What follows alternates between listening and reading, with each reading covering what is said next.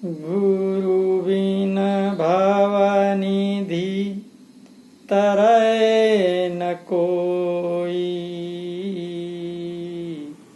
अचो बिरंचे शंकर सम होई। बोलिए श्री सद्गुरुदेव की जय। आप समस्त श्रोता बंधुओं को मेरा हृदय से प्रणाम। ये नया एपिसोड अध्यात्म दर्शन प्रारंभ करने जा रहे हैं, जिसका ये फर्स्ट एपिसोड होगा, पहला। तो इस एपिसोड का शीर्षक है अध्यात्म दर्शन, जिसमें दो शब्द हैं, अध्यात्म और दर्शन। तो इस अध्यात्म दर्शन में आप समस्त लोगों का हार्दिक अभिनंदन है, स्वागत है। आइए इस पर चर्चा करते हैं। जैसा कि अध्यात्म का अर्थ होता है कि अधिष्ठित आत्मा, यानी हमारे अंदर जो चीज है,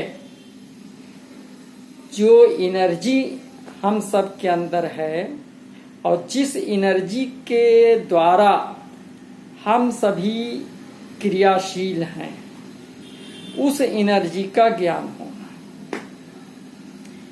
ये है शुद्ध अध्यात्म। यानी अपने आंतरिक रूप में जाना, अंदर के तरफ जाना। वाही इंद्रियों से सूक्ष्मता के तरफ, स्थूल से सूक्ष्म जगत के तरफ जाने की प्रक्रिया अध्यात्म होती है। बहुधा लोग, अगर वो सगुण उपासक हैं तो कह देते हैं आध्यात्मिक है। लोगों के साथ ज्यादा सोशल है तो कह देते हैं आध्यात्मिक है। थोड़ा पूजा पाठ और विभिन्न योगा लोग करने लगते हैं तो कह देते हैं आध्यात्मिक हैं। जबकि ये अपभ्रंश है, ये आध्यात्मिकता नहीं है।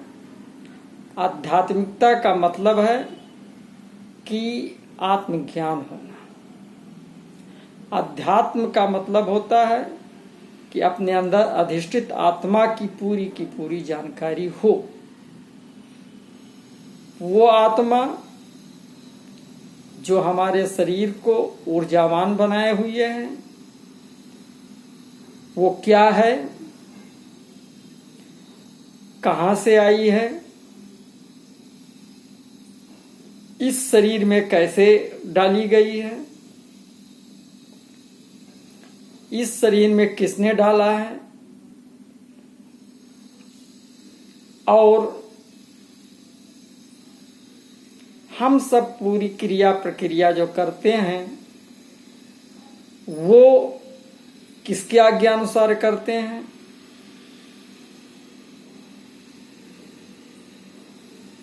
आत्मा खुलकर अपने गुण के अनुसार क्यों कार्य नहीं कर पा रही है? आत्मा का बंधन क्या है? आत्मा को बांधने वाला कौन है? ये सब के बारे में जो ज्ञान होता है वो होता है अध्यात्म। और इससे इतर कहानी, पूजा पाठ, तीर्थ यात्रा आदि धार्मिक क्रियाकलाप ये अध्यात्म नहीं होता। तो यहाँ चैप्टर है अध्यात्म दर्शन का। चूंकि इसके पहले सत्य दर्शन पर हमारा पूरा एपिसोड बना हुआ है, सत्य दर्शन पे पूरी बात हुई है, जिसमें संपूर्ण अध्यात्म उतारा गया है। इसके पहले लोक से परम लोक तक, उसमें भी पूरी अध्यात्म उतारी गई है। उसके पहले आत्मज्ञान, उसमें पूरी अध्यात्म उतारी गई है। फिर गरुड़ पुराण का 16वां अध्याय का वर्णन किया है, जिसमें गरुड़ पुराण में 16वें अध्याय में आत्मज्ञान की चर्चा हुई है। उसके पहले सदगुरु वैद वचन विश्वासा संयम यान विषय कर्यासा एपिसोड चला। उस एपिसोड में पूरा अध्यात्म ही उतारा गया है। उसके पहले नाम लिया तिन सब लिया सकल वेद का भेद, बिना नाम नर के पढ़ा पढ़ता चार्यु वेद एपिसोड में भी पूरा अध्यात्म उतारा गया है। और उसके पहले हम सुधरेंगे जग सुधरेगा, हम बदलेंगे युग बदलेगा में पूरा अध्यात्म उतारा गया है। तो आध्यात्मिक चर्चा हम आप बहुत ज्यादा कर चुके हैं। अब अध्यात्म के बाद में यह दर्शन, तो हम आप दर्शन पर अब चर्चा करेंगे, और वो भी आध्यात्मिक परंपरा के अनुसार। तो भारत की आध्यात्मिक परंपरा विश्व की सर्वाधिक प्राचीन परंपरा है, जिसका मूल वेद विज्ञान है। इसी को आधार मानकर कई ऋषियों महर्षियों ने इसकी दार्शनिक पृष्ठभूमि को तैयार किया। दर्शन शास्त्रों का विकास तो पश्चिम में भी खूब हुआ, किंतु वे सब बुद्धि प्रदान ही रहे, अध्यात्म की गहराई की वो छू न सके। जबकि भारत ने सर्वप्रथम अध्यात्म के रहस्यों को जाना तथा उसके अनुरूप ही अन्य दर्शन ग्रंथों की रचना भी की। भारत का सारा ध्यान इसी पर केंद्रित रहा, जिससे यह नहीं कहा जा सकता कि उसने विज्ञान की उपेक्षा की। उसने अध्यात्म विज्ञान, धर्म और जीवन को एक सूत्र में इस प्रकार बांधा कि कोई किसी से अलग नहीं हो सकता। जीवन में व्यक्ति के सर्वांगीण विकास के लिए इन अध्यात्म दर्शन का होना नितांत आवश्यक है। और सर्वांगीण विकास जब हो सकता है, जब इन चारों का समन्वय हो। यदि किसी धर्म दर्शन में मिलता है तो भारत का धर्म दर्शन है। भारत ने कभी भी एकांगी विकास की बात नहीं सोची।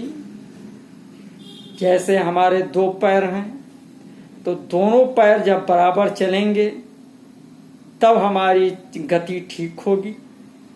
अगर एक पैर लंबा हो जाए, एक पैर छोटा हो जाए, तो हम लगड़े कहलाएंगे, चाहे वो दायां पैर लंबा हो चाहे बायां पैर लंबा हो।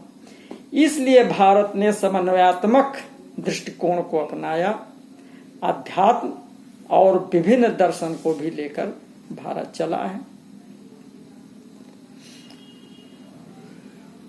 भारत की सोच जो है वो समग्रता की सोच है, पूर्णता की सोच है, क्योंकि पूर्णता ही जीवन का एकमात्र ध्येय है, जिससे उसने विश्व को एक नई दृष्टि दी।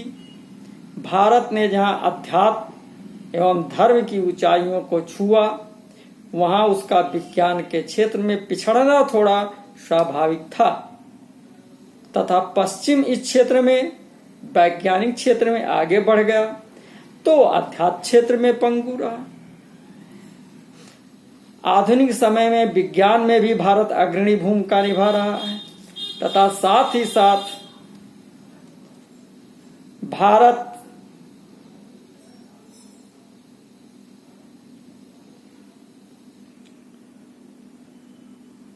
भी विश्व में दार्शनिक भूमि होने का गौरव भी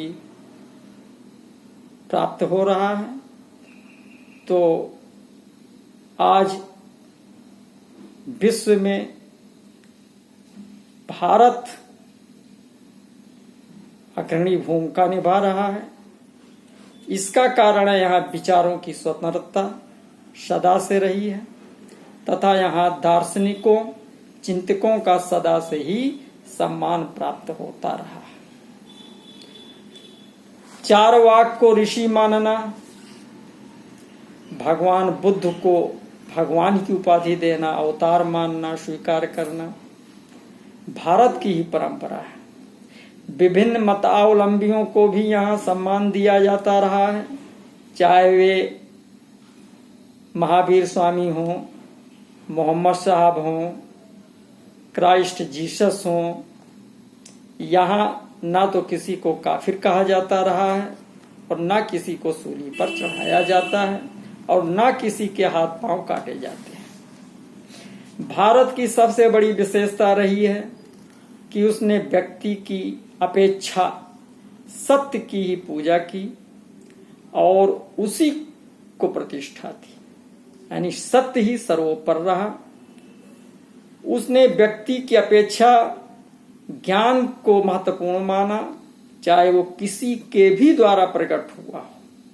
जिस किसी ने भी ज्ञान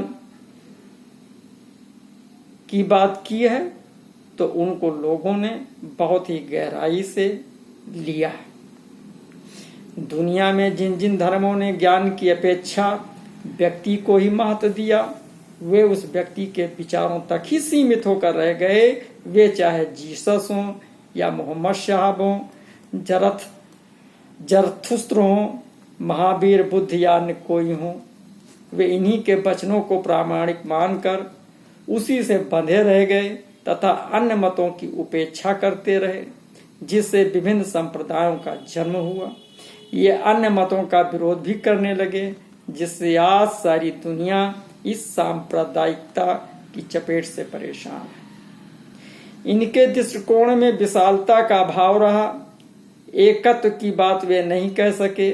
यद्यपि में भी आध्यात्मिक जगत में कई शाखाओं का विकास हुआ, किंतु उन सब में एक ही आध्यात्मिक विचारधारा दृष्टिगोचर होती है, जो इनमें एकत्व बनाए हुए है। एक तने वाले खजूर का वृक्ष कितनों को छाया दे सकती है, जबकि विभिन्न शाखाओं वाला बट वृक्ष हजारों को शीतलता दे सकता है। भारत की विचारधारा रही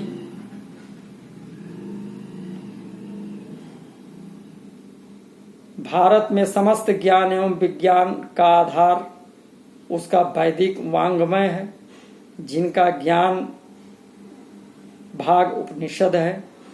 इन्हीं को आधार मानकर विभिन्न ऋषियों के विभिन्न दर्शन तैयार किए, जिनमें कपिल मुनि का सांख्य दर्शन सर्वाधिक प्राचीन माना जाता है। अन्य दर्शनों में पतंजलि का योग दर्शन, गौतम का महर्षि गौतम जी का न्याय दर्शन, महर्षि कणाद का वैशेषिक दर्शन, महर्षि जैमिनी का मीमांसा दर्शन तथा वेदव्यास जी का वेदांत दर्शन सर्वप्रसिद्ध है। इनके अतिरिक्त भी अन्य कई महत्वपूर्ण दर्शनों का भारत में विकास हुआ, जिनमें शैव दर्शन, भक्ति दर्शन, तंत्र दर्शन आदि मुख्य हैं। वेदांत दर्शन में भी द्वैत और अद्वैत को लेकर कई मत मतांतर सामने आए, किंतु उनमें आज आदि शंकराचार्य जी का अद्वैत मत ही सर्वमान्य है। अन्य मतों में भी रामानुज का विशिष्ट द्वैतवाद, माधवाचार्य का द्वैतवाद, निम्बकाचार्य का द्वैताद्वैतवाद तथा वल्लभाचार्य का शुद्ध द्वैतवाद है, शुद्ध अद्वैतवाद है, जिनको लेकर विभिन्न संप्रदाय बन गए। इनमें ईश्वर और जीव की एकता को स्वीकार करते हुए भी उनमें थोड़ा बहुत अंतर बताया गया। ये सभी उपनिषदों व गीता को प्रमाण मानते हैं। इन सभी को वेदांत भी कहा जाता है।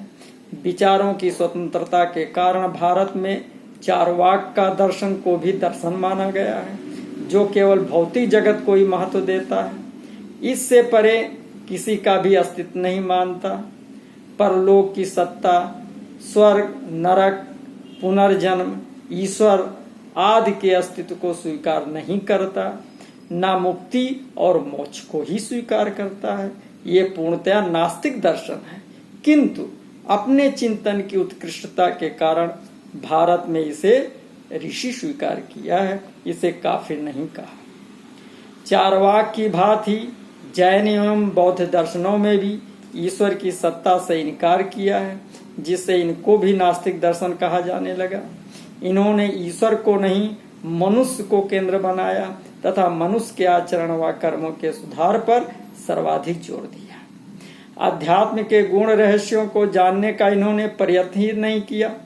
सृष्टि रचना के रहस्यों को जानने के झंझट में ये पड़े ही नहीं, किंतु कर्मफल, पुनर्जन्म एवं परलोक के अस्तित्व को इन्होंने भी स्वीकार किया है। इसलिए इनको हिंदू परंपरा का ही एक अंग स्वीकार किया गया है।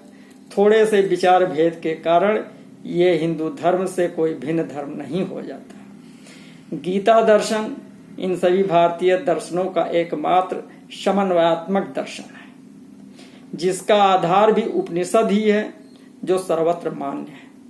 उपनिषदों के कई सूत्र ज्यों के त्यों इसमें विद्यमान है। इस दर्शन में कर्मयोग को विशेष महत्व दिया गया है, जो पूर्व दर्शनों में नहीं मिलता। पूर्व दर्शनों में ज्ञान को ही सर्वाधिक प्रतिष्ठा दी गई थी, जबकि गीता में जीवन, अध्यात्म, ज्ञान, कर्म, भक्ति, उपासना, योग का इस प्रकार समन्वय किया गया है कि इसी से जीवन में पूर्णता आ सकती है। इसमें जीवन में व्यावहारिकता को ऊंचा स्थान दिया गया है। वर्तमान का विज्ञानवाद फिर नास्तिकता की ओर अपने पांव पसार रहा है। वो सृष्टि में सब कुछ भौतिक सिद्ध करना चाहता है, चेतन के अस्तित्व को ही स्वीकार करना नहीं चाहता। वो सृष्टि के सभी कार्यों को विज्ञान की कसौटी पर परखना चाहता है। ये विज्ञानवाद संसार का कितना भला कर सकेगा, ये तो आने वाला समय ही बता सकता है। किसी को कार्य को करने तथा वस्तु के निर्माण में 6 कारणों की आवश्यकता होती है। पहला है निमित्ती कारण, दूसरा है उपादान कारण, तीसरा है काल, चौथा है पुरुषार्थ, पांचवा है कर्म, छठा है प्रकृति। तो जिस प्रकार एक कुंभकार बर्तन बनाता है तो उसमें ये 6 ही कारण आवश्यक हैं, अन्यथा बर्तन नहीं बन सकता। इसमें कुंभकार निमित्ती कारण, मिट्टी उपादान कारण है, उसे बनाने पकाने में समय लगता है तो ये काल कारण है। कुंभकार पुरुषार्थ करता है तो ये भी एक कारण हुआ। जो उसे बनाने का निश्चय करता है उसे कर्म भी करना पड़ता है, तभी उसे प्रकृति तत्वों का ज्ञान भी होना चाहिए कि मिट्टी व पानी के गुण धर्म क्या हैं तथा उन्हें किस अनुपात में मिलाया जाए। इन सब के बिना वो बर्तन का सही निर्माण नहीं कर सकता है। इसी प्रकार सृष्टि रचना में भी इन 6 ही कारणों की आवश्यकता होती है।